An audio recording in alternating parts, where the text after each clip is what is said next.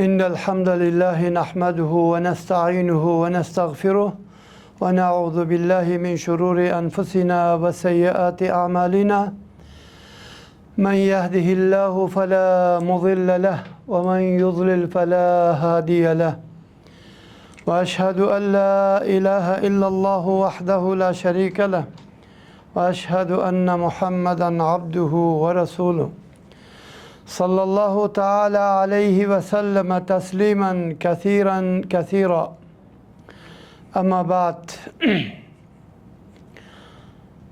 آج ہماری گفتگو ایک عظیم شخصیت کے متعلق جو مسلمانوں کی یہاں سب سے عظیم شخص اور عظیم امام ہے اور اس کی شہرت آفاقی امام دار الہجرہ کے لقب سے مشہور اور معروف ہے، اور وہ ہے الامام مالک رحمہ اللہ۔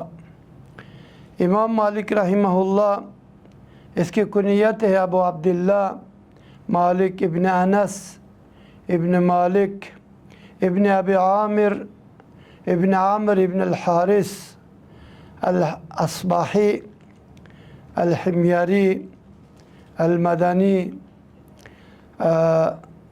امام دار الہجرہ، اور اس کے جو جد ہے دادا ابو عامر من اجلہ صحابہ، بزرگان صحابہ میں سے اور جلیل القدر صحابہ میں سے ایک صحابی تھا، اور در حقیقت مالک ابن انس رحمہ اللہ یہ اولاد من اولاد صحابہ کے اولاد میں سے۔ امام مالک اور صحابہ کے درمیان جو فاصلہ ہیں بیچ میں، اور صرف ایک واسطہ ہے، اور وہ ہے تابعین کا واسطہ ہے، اور تابعین کے بعد صحابی۔ اس وجہ سے امام مالک رحمہ اللہ اگرچہ یہ تابعی نہیں ہے، لیکن چونکہ تابعین یہ تبع الاتباع ہے، لیکن تابعین کی شاگرد اور صحابہ کی اولاد میں سے، اور اس کی نسب قحطان الاصباحی کی طرح تک پہنچتے ہیں، تو جو عربی الاصل یا عربی خالص ہیں، اور یہ مسلمانوں کی عظیم شخصیت میں سے ایک شخصیت اور من اعلام الاسلام، اسلام کے اعلام میں سے ہے، اور امام دار الہجرہ، اور اس کی ولادت مدینہ النبوی علی صاحبہا الف صلاۃ و سلام، اور اس کے میلاد سنہ 93 ہجری 93 ہجری میں دنیا میں آیا، 93 ہجری میں دنیا میں آیا بالمدینہ النبویہ، مدینہ طیبہ میں، اور یہ جس سال نبی صلی اللہ علیہ وسلم کے خادم اور وہ انس بن مالک رضی اللہ تعالیٰ عنہ کی اس دنیا سے رحلت، یا جس سال میں انس بن مالک رضی اللہ عنہ وفات پایا، اسی سال مالک ابن انس دنیا میں آیا، یعنی 93 ہجری میں انس بن مالک رضی اللہ تعالیٰ عنہ وفات پایا 103 سال کی عمر سے۔ اسی سال مالک ابن انس رضی اللہ تعالیٰ عنہ دنیا میں آیا، یہ صحیح روایت یا صحیح قول کے مطابق۔ امام مالک رحمہ اللہ کے جو اساتذہ ہیں وہ عدد کبیر عدد کثیر من العلماء، ایک علماء کے ایک جم غافر سے انس بن مالک رضی اللہ تعالیٰ عنہ نے علم حاصل کیا، ان میں سے ممکن ہے اور وہ اکثر و بیشتر تابعین ہے، جیسے نافع مولا ابن عمر ہے اور سعید المقبری ہے. اسی طرح عامر ابن عبداللہ ابن زبیر ہے، زبیر ابن العوام آپ لوگ جانتے ہیں من العشرۃ المبشرین، اور اس کے پوتا تو وہ عامر ہے، اس سے امام مالک رحمہ اللہ نے علم حاصل کیا. اور بطور خاص ربیعہ ابن ابی عبد الرحمن یا ربیعہ ابن عبد الرحمن ابن ابی عبد الرحمن الرائی، ربیعۃ الرائی کے لقب سے مشہور ہے، اور یہ امام مالک رحمہ اللہ کے استاد خاص یا شیخ خاص ہے، جس سے امام مالک بہت زیادہ علم حاصل کیا. لقد اکثر علیہ. اور بھی بہت سارے جیسے محمد بن المنکدر اور امام الزہری، اسی طرح عبداللہ ابن دینار اور یحییٰ ابن سعید الانصاری وغیرہم رحمہم اللہ من الائمۃ الاعلام الذین کانوا من التابعین قد اخذ الامام مالک رحمہ اللہ عنہم العلوم. یہ وہ تابعین کے مجموعہ ہے جو اکثر و بیشتر صغار التابعین یا اصغر الصغار ہے، اور یہ سب کے سب ثقات جیسے یحییٰ ابن سعید الانصاری، امام الزہری، محمد ابن المنکدر وغیرہم جو میں نے نام ذکر کیا، ان مجموعہ سے امام مالک رحمہ اللہ نے علم حاصل کیا. اور بھی بہت ساری زیادہ ہیں، اس سب کا نام لینا بس کی بات نہیں ہے، جیسے کہ ایوب السختیانی ہے، ابو الزناد عبداللہ ابن ذکوان ہے، اور اسی طرح میں نے ابھی ذکر کیا دوسروں کو بھی وخلق سواہم. اور دوسری بات ان کے امام مالک رحمہ اللہ کے روات الحدیث امام مالک کی زمانہ میں بہت سارے لوگوں نے امام مالک سے علم حاصل کیا. نبی صلی اللہ علیہ وسلم کے حدیث ہے، اور وہ اس کے مصداق بعض علماء نے یہی بیان کیا، ان الناس یشدون رحالہم الی عالم من علماء المدینہ. علماء میں کہتے ہیں کہ فلا یکون الا مالک ابن انس. نبی صلی اللہ علیہ وسلم نے کہا کہ نبی صلی اللہ علیہ وسلم نے کہا کہ مدینہ میں ایک وقت ایسا بھی ہوگا کہ لوگ ہر طرف سے شد الرحال یا سفر کر کے مدینہ کی طرف آئیں گے.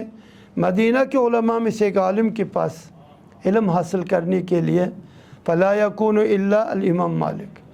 علماء کہتے ہیں کہ یہ عالم جس کے بارے میں نبی صلی اللہ علیہ وسلم پیشن گوئی کیا، اور وہ ہے امام مالک ابن انس رحمہ اللہ. ظاہر ہے کہ امام مالک رحمہ اللہ کے زمانہ میں علماء بہت سارے بکثرت موجود تھے، لیکن جس غرہ امتیاز اور وہ میزہ جو امام مالک رحمہ اللہ کو حاصل تھا دوسروں کو حاصل نہیں تھا، اور وہ ہے امام مالک ممتاز ہوا بالتحری شدید، کہ وہ کسی بھی شرعی حکم یا کسی بھی حدیث کو لینے سے پہلے وہ سخت چیکنگ کرتے ہیں اور سخت تحقیق اور تفتیش کرتے ہیں. اسی وجہ بتایا جاتا ہے کہ فکان مالک لا یاخذ الا من الثقات او من ثقات الرجال. امام مالک حدیث نہیں لیتے مگر ان راویوں سے جو یا ان رجال الحدیث سے یا روات الحدیث سے جو ثقات الاسبات تھے.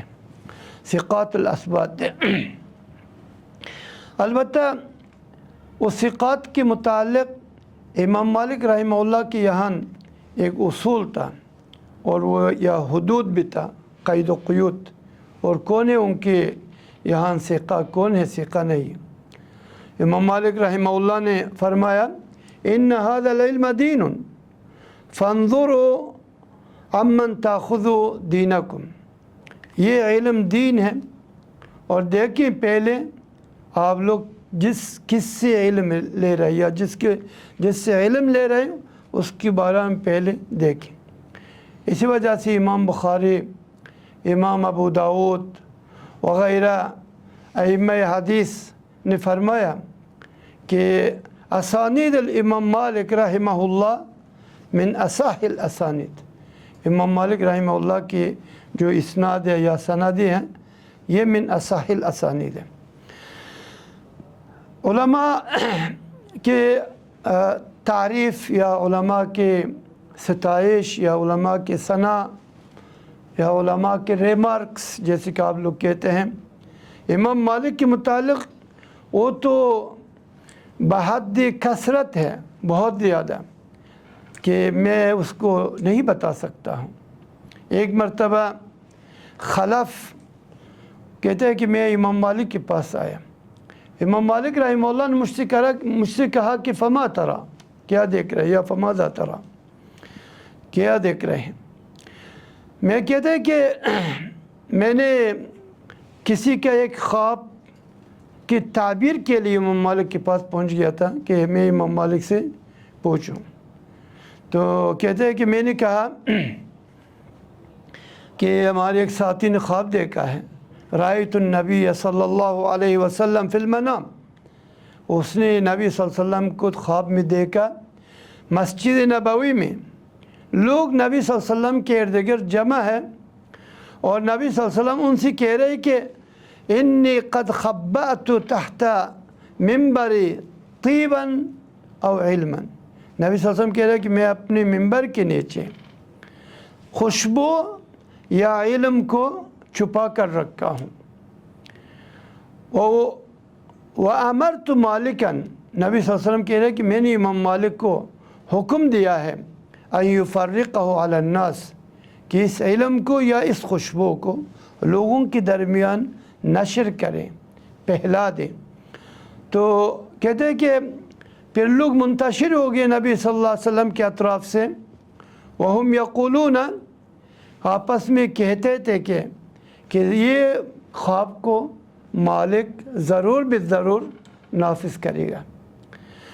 اور جب یہ خواب کو سنایا امام مالک کو خلف نے، امام مالک رحمہ اللہ اس وقت ثم بکا، رونا اسٹارٹ کیا. کہتے ہیں کہ خلف کہتے ہیں کہ فقمت عنہ، امام مالک رونا جب اسٹارٹ کیا کہتے ہیں میں آہستہ واپس چلا گیا. یہی وہ خواب ہے اور یہی وہ پیشن گوئی ہے جو نبی صلی اللہ علیہ وسلم نے پہلے بتایا تھا، اور خواب میں بھی، خواب کی تعبیر بھی وہی آیا جو امام مالک رحمہ اللہ نے کر کے دکھایا. اور ائمہ ایک دوسرے کے حق میں بہت ایک اچھا خیال رکھتے ہیں اور حسن ظن رکھتے ہیں، بہترین گمان، نیک گمان. آج کل کی طرح نہیں ہے، ہم ہر ایک دوسرے کے بارے میں غلط سوچتے ہیں. امام ابو حنیفہ رحمہ اللہ نے فرمایا امام مالک کے بارے میں، حالانکہ امام مالک امام ابو حنیفہ سے عمر میں چھوٹا ہے، لیکن امام ابو حنیفہ رحمہ اللہ نے فرمایا امام مالک کے متعلق، کہا کہ واللہ ما رأیت اسرع منہ بجواب صادق وزہد تام. خدا کی قسم میں نے امام مالک رحمہ اللہ سے زیادہ جو جواب میں سچا ہوں اور زہد و تقوی میں کمال تک پہنچ چکا ہوں، تو امام مالک سے زیادہ کسی کو نہیں دیکھا. اور امام مالک رحمہ اللہ سب سے سریع الجواب اور ایک ولی کامل، ایک زہد اور تقوی میں بلند ترین درجات میں پہنچ چکے تھے. اور یہ تو امام ابو حنیفہ کی قول ہے. اسی طرح امام الشافعی در حقیقت امام مالک کے شاگرد ہیں. امام الشافعی رحمہ اللہ اپنے استاد یا امام مالک کے بارے میں فرما رہے ہیں اذا جاءک الاثر عن مالک فشد به یدک. کہتے ہیں جب اثر امام مالک کے تھرو آ جائے خلاص اپنے ہاتھ باندھ لو، تسلیم کرو. یعنی آپ کے پاس اس میں ایکشن لینے کا یا کوئی انتقاد کرنے کی کوئی ضرورت نہیں ہے۔ اور فرمایا امام شافعی اذا جاءک الخیر، جب خیر آ جائے، اذا جاء الخیر، جب خیر آ جائے، فمالک النجم، مالک ان خیر میں ستارہ کی حیثیت رکھتے ہیں اور ستارے کی طرح روشن ہیں۔ اور فرمایا امام شافعی نے من اراد الحدیث، جو شخص حدیث لینا چاہتا ہے تو فہو عیال علی مالک، وہ امام مالک پر محتاج ہے، چونکہ امام مالک من اصح الاسانید ہے۔ تو اس وجہ سے امام شافعی کے یہ ریمارکس کہ من اراد الحدیث فہو عیال علی الامام مالک، وہ امام مالک کے محتاج ہے، امام مالک کے محتاج ہے۔ میں نے کہا اس وجہ سے کہ وہ امام مالک صاحب اصح الاسانید، امام مالک اصح الاسانید کے مالک ہے، اس وجہ سے سب لوگ حدیث لینے میں اس کی طرف محتاج ہیں۔ عبد الرحمن ابن مہدی امام مالک کے شاگردوں میں سے ایک شاگرد ہیں، ائمہ جرح تعدیل میں سے ایک امام من المعتدلین میں سے ہیں۔ آپ لوگ جانتے ہیں 197 میں یا 98 میں اس کے وفات ہیں۔ عبد الرحمن ابن مہدی رحمہ اللہ نے فرمایا مالک افقہ من الحکم و حماد، حکم ابن نافع و حماد ابن سلمہ ابن دینار سے امام مالک زیادہ فقیہ تھا، بلکہ فرمایا ما رأیت احدا اعقل من مالک ابن انس، میں مالک ابن انس سے زیادہ عقل مند کو کبھی دیکھا ہی نہیں۔ حالانکہ عبد الرحمن ابن مہدی خود بھی اپنے زمانہ کا عاقل تھا، سب سے زیادہ سمجھدار، لیکن اس کے ریمارکس یہ ہے کہ امام مالک تو عاقل الناس تھے، سب سے زیادہ عقل مند امام مالک تھا۔ اور لوگ کہتے ہیں کہ اس کے بارے میں اگر کوئی بات کرنا چاہے تو ہم اس کو یہ جواب دیں گے کہ امام بخاری رحمہ اللہ جیسے شخصیت متفق علیہ بین المسلمین، اس کے ریمارکس یا اس کے الفاظ یا اس کے بات امام مالک کے بارے میں یہ ہے، اس نے کہا کہ قال البخاری اصح الاسانید مالک النافع عن ابن عمر، اصح الاسانید میں سے ایک ہے مالک نافع عن ابن عمر، یہ اصح الاسانید میں معنی ہے کہ کوئی بھی سند آپ کو نظر آ جائے اور جس میں مالک ہو، نافع ہو، ابن عمر ہو، النبی صلی اللہ علیہ وسلم، یہ سند من اصح الاسانید۔ اسی طرح بہت سارے لوگوں کی ریمارکس موجود ہیں۔ البتہ میں اپنی بات امام مالک کے یہ مسئلہ پر ختم کروں گا کہ امام مالک رحمہ اللہ کی عقیدہ، بلکہ اس سے پہلے میں نے امام ابو حنیفہ کے بارے میں بتایا۔ امام ابو حنیفہ اور امام مالک، آگے آئے گا انشاءاللہ امام شافعی اور پھر امام احمد بن حنبل، یہ چاروں کے چاروں ائمہ کانوا علی منہج السلف و عقیدتہم، ان کی عقائد اور ان کے منہج وہی تھا جو صحابہ اور تابعین کا، کوئی دو رائے ہو ہی نہیں سکتا ہے۔ اسی وجہ سے امام مالک رحمہ اللہ نے فرمایا خود الزم ما قال رسول اللہ صلی اللہ علیہ وسلم فی حجۃ الوداع، میں اس کو لازم پکڑوں گا جو رسول اللہ صلی اللہ علیہ وسلم نے حجۃ الوداع میں، یعنی خطبۃ حجۃ الوداع مقصد، اس کو میں اپنے لیے لازم پکڑوں گا۔ اور وہ کیا ہے؟ کہا کہ خطبۃ حجۃ الوداع میں نبی صلی اللہ علیہ وسلم نے فرمایا تھا امرانی ترکتہما فیکم، دو چیز کو میں تم لوگوں کے درمیان چھوڑ کر جا رہا ہوں، لن تضلوا ما تمسکتم بہما، کتاب اللہ و سنت نبیہ صلی اللہ علیہ وسلم۔ امام مالک کا عقیدہ یہ تھا کہ تو اپنے دین، اپنے عقائد، اپنے منہج، اپنے سوچ، سب کچھ کس سے لے رہے ہیں؟ کتاب اللہ و سنت رسولہ صلی اللہ علیہ وسلم، وہ جو نبی صلی اللہ علیہ وسلم خطبۃ حجۃ الوداع میں فرمایا تھا۔ اس وجہ سے امام مالک رحمہ اللہ کی اپنی بات ہے، اور فرمایا رحمہ اللہ نے کان رسول اللہ صلی اللہ علیہ وسلم امام المسلمین و سید المرسلین، نبی صلی اللہ علیہ وسلم کو امام المسلمین و سید المرسلین مانتے تھے۔ اذا سئل عن الشیء، جب کسی چیز کے متعلق سوال کیا جاتا، فلا یجیب، نبی صلی اللہ علیہ وسلم جواب نہیں دیتے، حتی یاتیہ الوحی من السماء، یہاں تک کہ نبی صلی اللہ علیہ وسلم کے پاس اس سوال کا جواب آسمان سے آ جائے، وحی کے ذریعہ سے آ جائے۔ اور اسی وجہ سے امام مالک سے سوال کیا گیا عن السنہ، سنت ہے کیا؟